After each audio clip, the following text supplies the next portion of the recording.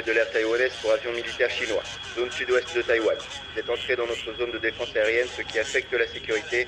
Faites demi-tour immédiatement. Dans sa voiture, équipée d'antennes artisanales, cet ancien militaire capte un message radio d'avertissement.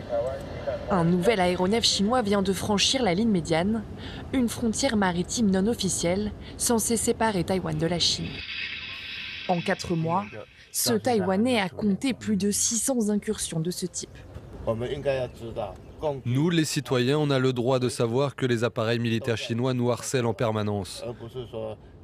On ne peut pas faire confiance à ceux qui disent que c'est la paix dans le détroit.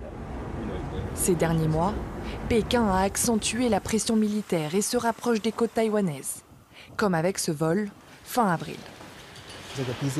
Ce drone chinois, le BZK-005, a pour la première fois fait un tour complet de Taïwan.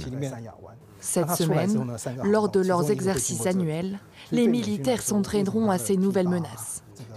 L'armée organise une simulation informatique d'une invasion par l'armée chinoise et teste différents scénarios possibles. Cette année, on s'intéresse davantage à la menace de la Chine là, sur la côte Est. Car par exemple, en avril, un porte-avions chinois s'est entraîné dans cette zone-là. Allongement du service militaire, formation des femmes réservistes. Depuis quelques mois, Taïwan réforme son armée. Je pense que les problèmes du pays nous concernent tous, donc je me suis dit qu'il fallait venir. Taïwan n'est pas un très grand pays. Face à la Chine, on est un peu comme David contre Goliath.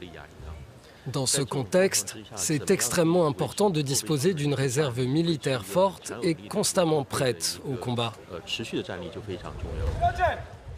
En un an, le budget de la défense nationale taïwanais a augmenté de près de 15%. En juillet aura lieu la deuxième phase des exercices militaires annuels taïwanais. Après la simulation informatique, ce sera une phase physique. Les forces aériennes, maritimes et terrestres seront mobilisées sur le terrain pour répondre à une potentielle attaque de la Chine.